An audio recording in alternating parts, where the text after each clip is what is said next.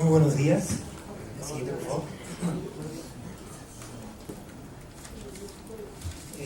Se supone que vamos a ver ahora la situación más específica de la región en América Latina y en el Caribe.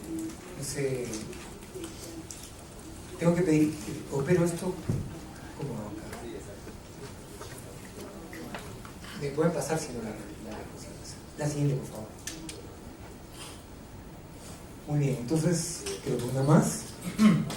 Quería agradecer para comenzar a los organizadores y de hecho buena parte del material que he utilizado es material de EPS, particularmente de la lupa de la prevención y de homicidio a través de la publicación de Avenir.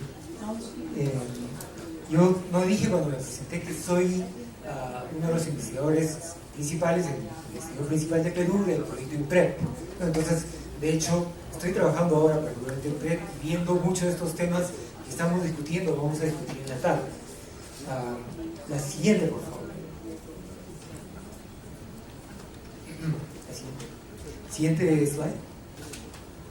Ok, bueno, comenzamos viendo que tenemos acá,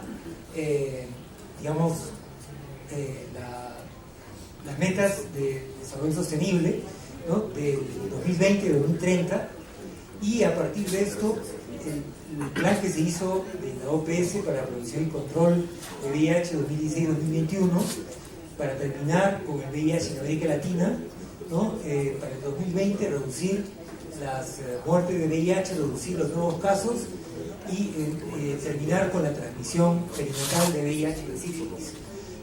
Y las metas del 2015 del Foro de América Latina, metas de prevención, incrementar la cobertura de prevención combinada para HSH, mujeres trans y trabajadoras sexuales, y en ese momento se planteó tímidamente en el proyecto demostrativo del PREP tener 10 para el año 2020, ¿no? Ahora se considera que esta es una meta muy limitada.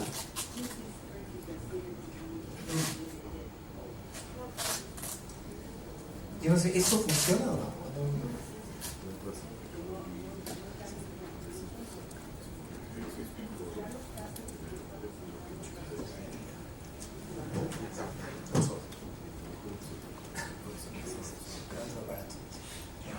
Muy bien. Entonces, en América Latina, los hechos clave, ¿no?, en relación con la epidemia, hacia el año, esto se publicó en el año 2017 de UNCIDA, planteó que para el 2016 tenemos un poco más de 2 millones de personas viviendo con VIH, una prevalencia en adultos de 0.5%, 115.000 nuevas infecciones, 45.000 muertes relacionadas a VIH, 56% de adultos en tratamiento antirretroviral y 53% de niños en tratamiento antirretroviral, obviamente de quienes lo necesitan, ¿no? ¿Qué es lo que se plantea en términos generales? Hay progreso importante que se ha logrado, pero la persistencia de barreras significativas. El progreso, digamos, en la cascada, como vamos a ver en la siguiente lámina, ha sido importante. De hecho, por ejemplo, en la cascada tenemos personas que conocen su estatus de quienes son positivos, 81%, 72% de tratamiento, y de estos 79% suprimidos viralmente, según estos datos de ONUCIDA 2017. Luego tenemos, sin embargo, que la incidencia de VIH en poblaciones claves se mantiene bastante alta. O sea, y esto a pesar de que ya habríamos podido tener, o sea, todavía no estamos hablando del PrEP, pero ya hemos, digamos, a partir del 2010, la incidencia en América Latina se ha mantenido y se piensa que incluso entre los hombres puede haber aumentado un poquito y digamos, teníamos ya tratamiento antirretroviral a un nivel considerable, no teníamos PrEP todavía, el uso de condones probablemente, sabemos, ha bajado. Entonces, tenemos que las condiciones de la epidemia en términos de transmisión y de prevención habían empeorado un poco en la región, pese a que las condiciones de tratamiento habían mejorado, ¿no? Entonces, eso nos tiene que hacer cuestionarlo de manera más profunda qué hemos venido haciendo como región y por qué, pese a todos los recursos, a todos los compromisos, digamos, hay más epidemia, ¿no? Por lo menos hasta hace poco. Ese es un, digamos, algo que merece una autocrítica bastante seria por parte de nosotros. Hay una transición lenta de un modelo hacia un modelo de prevención combinada, y esto es otro de los problemas, que hablamos de prevención combinada pero en el discurso. En la práctica, en muy pocos lugares podemos decir que ya hay una lógica de prevención combinada establecida, porque prevención combinada no significa poner todo caóticamente disponible para todos, es un poco ver cómo un conjunto de estrategias disponibles puede usarse de manera racional y complementaria para varios grupos. Después ha habido un compromiso fuerte de financiamiento, que en algunos países ya se ha traducido en una cobertura total de la prevención, pero todavía hay países que dependen muy grandemente del apoyo externo. En el Caribe tenemos la prevalencia de VIH más alta después de África subsahariana, y digamos, el porcentaje de personas con VIH en el Caribe suprimidas vitalmente es bastante bajo, o está debajo del promedio global.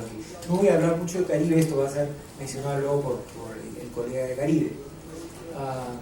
De los países del Caribe, 11 de 16 dependen mucho del financiamiento externo. En cuanto a acceso al tratamiento antirretroviral, el acceso el año 2011 era de 34%, en 2016, según las cifras de UNCIDA, publicadas el año pasado, era de 72%, y el Caribe de 20% pasó a 64%, pero hay gran irregularidad entre países. América Latina es la región con el mayor gasto global en VIH entre países de ingresos bajos y bajos medios, ¿no? Un problema serio que tenemos es la frecuente, llegada a desabastecimiento, ¿no? Situaciones de desabastecimiento. En cuanto a infecciones, como vemos, en América Latina, la proporción el número de nuevas infecciones en mujeres se mantuvo bastante más bajo y bastante estable. En hombres no se ve mucho, pero hay un incremento ligero. Esto, estamos hablando de cifras de 60 a 80 mil, o sea, es un incremento que es significativo, a pesar de que se ve poco ahí. En el Caribe vemos que el número de infecciones ha bajado en mujeres y ha aumentado en hombres. En la práctica, viendo solo esto, vemos que hacia el año 2016 la epidemia en Caribe se parece bastante más a la epidemia de América Latina, ¿no? Ha pasado de un patrón mucho más heterosexual a un patrón más basado en población clave, según esta información de UNCIDE, estimados de Spectrum. En cuanto a distribución por grupos de edad, vemos acá que, digamos, esto es el Caribe y América Latina, estimados de Spectrum de UNCIDE del año 2017. Aquí vemos que siempre un poco más de mujeres que de hombres en el Caribe. En América Latina es lo contrario. Sin embargo, más o menos, grosso modo, tenemos lo mismo. Y un tercio de nuevas infecciones en mujeres y hombres de 15 a 24 años es lo que se observa. Esto significa una juventud bastante en situación de alta vulnerabilidad, ¿no? Particularmente, y lo vamos a ver luego con más detalle. Esto es una gráfica, mejor paso eso una vez y luego vemos lo de las poblaciones. Especialmente jóvenes de poblaciones clave. Sabemos que uno de los factores importantes que contribuyen a esto son las limitaciones legales para acceso a servicios de prevención, ¿no? Aprobación de padres, etcétera, ¿no?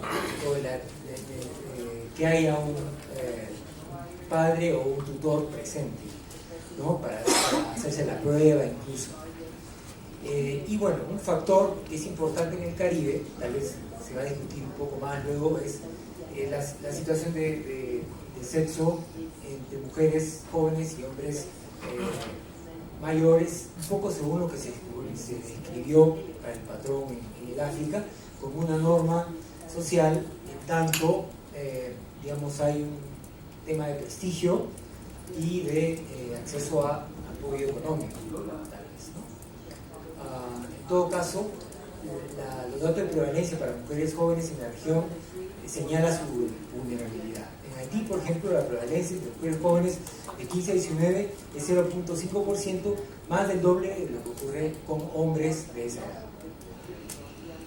En cuanto a grupos de riesgo, vemos que el año 2014, un ejercicio de modo de transmisión de SIDA, tenemos que el resto, aquí vemos, por ejemplo, el grupo más amplio, hombres gay y otros HSH, mujeres con 30%, mujeres trans con 3%, clientes de trabajadoras sexuales y otras parejas sexuales de poblaciones clave del 23%, personas que usan drogas 2%, trabajadoras y trabajadores sexuales 6% de ambos sexos y el resto de la población 31%. Es decir, 2/3 corresponden a poblaciones clave y sus parejas.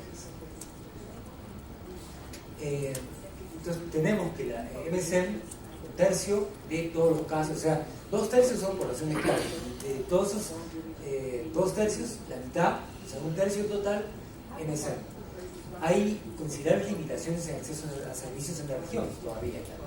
Mujeres trans son un grupo bastante más pequeño, pero sus prevalencias son altísimas. O sea, su vulnerabilidad es muy grande, están sujetas a condiciones de extrema exclusión social y violencia sexual, por lo menos hasta hace poco, y en algunos países todavía. Y tienen además oportunidades de educación y de trabajo limitadas que las hacen volcarse al trabajo sexual en gran cantidad. Los trabajadores sexuales, una prevalencia de 6% en la región, aunque ese es un promedio de cifras muy bajas para las mujeres trabajadoras sexuales y cifras bastante más altas para hombres y sobre todo mujeres trans. En cuanto a, sobre todo las mujeres tienen las mejores tasas de testing y de uso de condón, pero tienen riesgo de violencia y hay en el Caribe sobre todo algunas barreras legales y de derechos humanos. Y en cuanto a personas que se inyectan drogas, es interesante porque las cifras generales están hablando de las drogas clásicas de inyección y el uso de esto ha bajado, pero Carlos García de León nos comentaba hace un rato que más bien hay, por otro lado, México y por la influencia de Estados Unidos está incrementándose la inyección de crystal meth, el slamming, para sexo. O sea, básicamente es un uso de drogas no aislado, sino para sexo, lo que, digamos, en Estados Unidos ha sido la base de una terrible epidemia, donde las personas han perdido trabajos y muchas otras cosas, y que se asocia a una tasa de infección muy alta, ¿no? Es una epidemia dentro de las poblaciones gay en Estados Unidos, ya se ha controlado tal vez un poco, pero digamos, parece que está entrando en América Latina. Por México siempre entra por la puerta norte, ¿no? Con el contacto con Estados Unidos. Vemos acá también esta otra gráfica, ¿no? Trabajadoras sexuales, personas que usan drogas, hombres gay, mujeres trans, clientes de poblaciones clave y el resto de la población, un tercio. La OPS coordinó e impulsó un importante estudio sobre prevención en la región, ¿no? Que se llamó Spotlight en inglés, la lupa en español. Y hicieron consultas nacionales, encuestas y revisaron datos de país.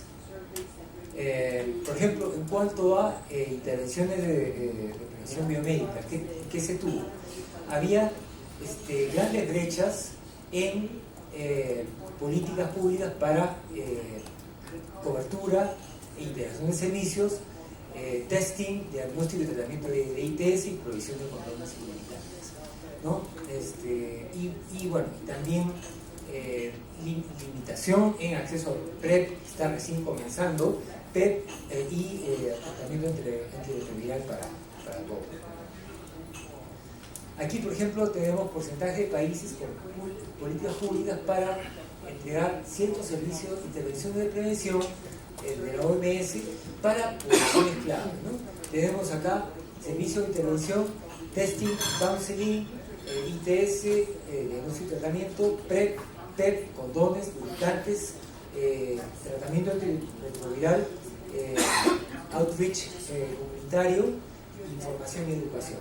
Para MSM, para trabajadoras sexuales mujeres y para mujeres trans, ¿no?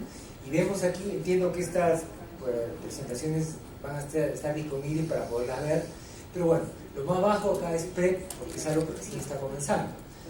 Las intervenciones clásicas están bastante altas, aunque es interesante acá pensar qué significa que haya disponibilidad, o sea, que está en la norma, pero digamos es accesible.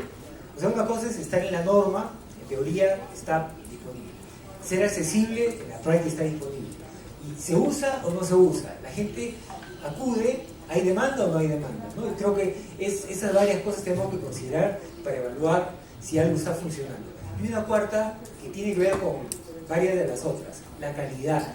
Muchas de estas cosas, por ejemplo, los servicios tienen que ver con condones, con preservativos, han estado ahí por mucho tiempo y lamentablemente la calidad de estos servicios ha bajado, porque la gente ha perdido digamos, no ha habido estímulos, control de calidad y lamentablemente esto baja y la población ya no hace caso. O sea, ya es a veces como si no estuvieran, ¿no? Lamentablemente eso ocurre y tenemos que mantener el control de calidad. Transmisión materno-perinatal, ha habido éxito en el declive de las infecciones materno-perinatales y el progreso ha sido particularmente grande en el Caribe, ¿no? De 2.300 en 2010 a 1.000 casos en 2016, ¿no? En América Latina de 4.700 en 2010 a 2.100 en 2015. Ahora, en la región el 88% de mujeres embarazadas que requieren antirretrovirales tienen acceso a esto, ¿no? O sea, es mayor que el 72% de la población general que requiere antirretrovirales que tienen acceso a esto, pero todavía hay barreras. Algunos países han hecho, han logrado avances importantes y otros tienen que seguir avanzando. Aquí, ¿qué tenemos en cuanto a testing, ¿no? Personas que conocen su estatus de VIH, ¿no? 2015 y 2016, ¿no? Se ha incrementado tanto en América Latina como en el Caribe un poco, aunque el lapso es muy breve. Y más bien esto es importante porque es porcentaje de personas que son diagnosticadas con menos de 200 linfocitos CD4, ¿no? Estas cifras de 2000 hasta el 2016 vemos que más o menos se ha mantenido. O sea, 1/3 de las personas diagnosticadas con VIH se diagnostican con linfocitos muy bajos, que implica ya un clásico diagnóstico de SIDA, y esto es una falla, la persistencia es una falla, ¿no? Que ya no debe continuar. Entonces, tenemos que pensar en lo que se ha mencionado, el self-testing, integrar servicios, aprobar o utilizar las pruebas rápidas, lo que implica en muchos casos cambiar los algoritmos diagnósticos que ya en varios países han mejorado, pero no todo lo que deberían, cambiar los marcos legales y las normas y lograr que los servicios sean cambien, ¿no? Amigables, con horarios adaptados, que incluyan componentes de outreach, etc.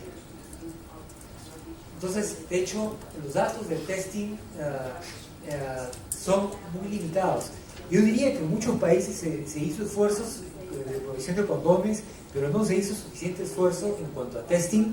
Recién comienza a hacerse, y de hecho esfuerzos como el de HIV self-testing, que es una campaña, vemos que hay un intento de promoverlo, es algo que está creciendo, ¿no? 81% de personas con VIH en América Latina y 64% en el Caribe conocerían su estatus.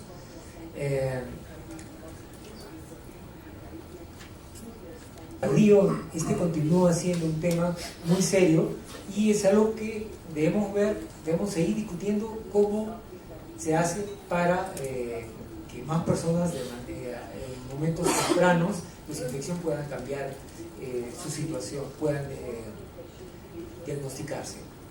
Otro problema con la infección por gonococo, ¿no? Que solo el 36% de los países conducen digamos, vigilancia de resistencia antimicrobiana para el neumococo, ¿no? Hay un incremento importante de la resistencia a ciprofloxacina, y solo 8% de países, cuando se hizo ese estudio, 2016 creo estos datos, reportaban uso de ceftriaxona con acitromicina para el tratamiento de gonorrea. En cuanto a uso de condón, bueno, vemos acá que hay los países desde Antigua, Dominique, Chile, bueno, hay como toda una lista, y vemos que estos MSM, aquí vemos la mediana es 63%, 50% está por acá, o sea, hay países que comienzan en 40 y tantos % o 40% para el uso de condones, y otros que llegan como al 80%, ¿no? En HCH, en MSM. Mujeres trans hay mucho menos datos, pero la cifra de uso de condones es mayor. Hay que preguntarse si esto es realista, si es verdad, o que en el contexto de trabajo sexual tal vez. Y trabajadoras sexuales mujeres, y vemos que la cifra la mediana es mucho más alta, ¿no? Y hay más países por ahí. En cuanto a PrEP, no voy a decir mucho. 3 países de la región ya tienen PrEP como política pública en 2017. De esto no voy a decir mucho porque se va a hablar, ¿no? En las presentaciones siguientes van a tener que ver con esto. Pero Brasil, Barbados y Bahamas ya entregan PrEP como parte de sus programas nacionales, ya lo tienen. 8 países, incluso Giovanni me decía hasta 11 en este momento, ya tienen estudios piloto, estudios demostrativos de PrEP en la región. Y el conocimiento y digamos actitudes sobre PrEP, ¿no? Conocimiento y digamos, perspectivas respecto del PrEP son muy diversas, algunas correctas y otras no. Antes de eso, ya estoy terminando, pero diría como temas que quería mencionar. Digamos, estamos en la región pensando en esa famosa teoría de la difusión de innovaciones de Rogers, que estaríamos en una fase de early adopters y tal vez prontos a comenzar una fase de early majority, ¿no? Pero todavía estemos en la región en un momento temprano, y como otras, entre comillas, innovaciones, PrEP probablemente va a diseminarse de esa manera. PrEP no es para todos, pero a veces es difícil ver para quiénes va a ser, ¿no? Y si se ve, un tema es hasta qué punto la persona va a autoevaluarse. Probablemente es importante, pero cómo lograr que la persona autoevalúe mejor su necesidad. No es para siempre. Muchos de quienes es otro tema, muchos de quienes tendrían una baja adherencia en un trial, muchos temores de baja adherencia, no van a seguir un programa de PrEP público porque van a abandonar. O sea, no se puede decir que el problema de baja adherencia en los trials se va a repetir en la vida real, porque si la gente no recibe beneficios por participar en un trial, no tienen por qué, digamos, no todos, ¿no? Porque muchos quieren decir que están en un programa de PrEP o quieren convencerse de que pueden, y digamos no lo van a servir. Pero muchos otros que no quieren usar PrEP lo van a abandonar y no van a seguir. Un programa de PrEP, estamos viendo, quienes estamos participando de estos estudios demostrativos, es logísticamente complejo en un servicio público. Implica organizar una serie de cosas: el follow-up, el laboratorio, llevar muestras aquí, venir acá. O sea, no es fácil, pero tiene la gran ventaja de que permitiría un sistema de chequeos periódicos en salud sexual para las personas que participen. Y finalmente hay temas de costos que se pueden controlar bien, por ejemplo con el Fondo Estratégico de OPS para acceso a genéricos en los países que pueden acceder a este fondo estratégico. Y la diferencia de costos puede ser muy grande, ¿no? O sea, en realidad uno de los temas clave de PrEP va a ser un tema de costos y un tema de patentes que tienen que discutirse bien. Ya para terminar,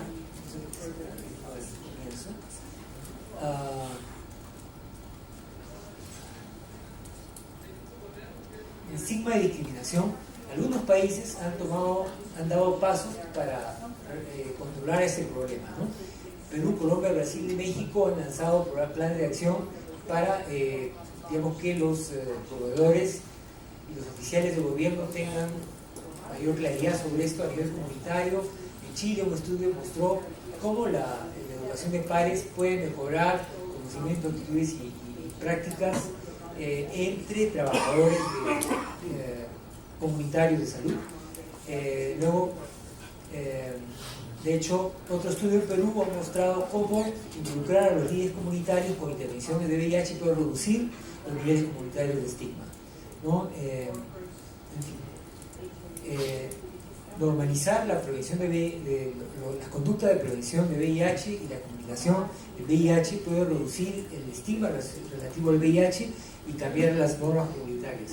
Un punto que creo que es clave mencionar es que muchas veces se habla del estigma hacia las comunidades más afectadas, pero pocas veces se aborda el estigma al interior de las comunidades, que hace que la comunicación entre pares, por ejemplo, para el riesgo, ¿no? El hablar, el disclosure del estatus VIH sea muy difícil todavía, continúe siendo muy difícil, y eso es algo que tenemos que abordar de otra manera, porque si no vamos a seguir,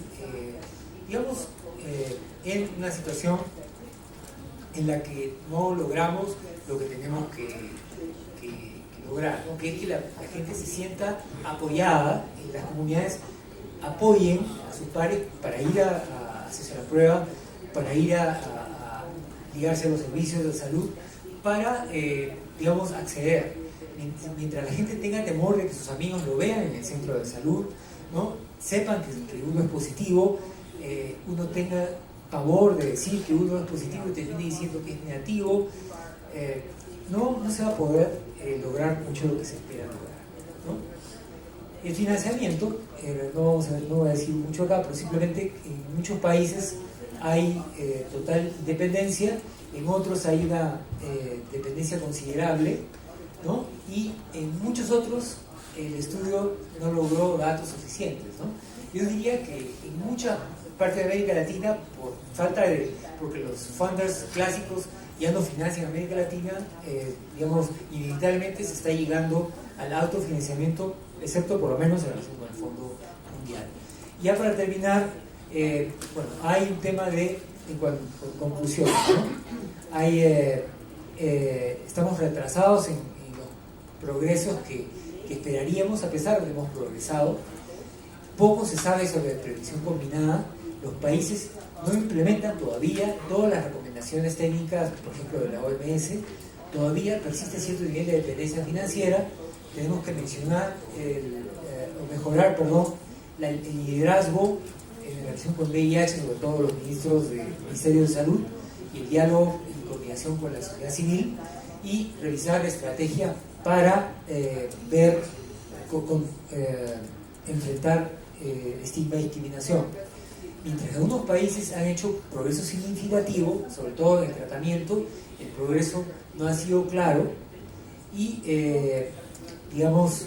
persisten ciertas barreras, sobre todo a nivel de homofobia, transfobia, derechos humanos en general, la presencia de crímenes homofóbicos, por ejemplo, lo que hace que, tenemos que seguir avanzando en el control del estigma y la discriminación, involucrar, por ejemplo, las fuerzas del orden para que agentes legales, operadores de justicia, para que esto cambie, ¿no? Y muchas de las redes tan fuertes como son interinstitucionales y de la sociedad civil, junto con organizaciones internacionales y representantes de gobierno en la región que participaron en el foro de 2015 en Río, plantearon una serie de metas que tuvieron que ver con la reducción, el logro de prevención combinada y cero discriminación, ¿no? Que incluyeron, de hecho, un fuerte énfasis en derechos humanos, en confrontar el estigma y, importantemente, realizar un monitoreo, pero inteligente, de cómo marchan las cosas en nuestra región. A veces no solo es ver, es contar. Muchas veces nos limitamos a contar y no vemos si es que la calidad es suficiente y si es que la gente está usando y valora lo que se hace. Bueno, nada más. Muchas gracias. Gracias, Carlos. En aras del tiempo vamos a dejar las preguntas para el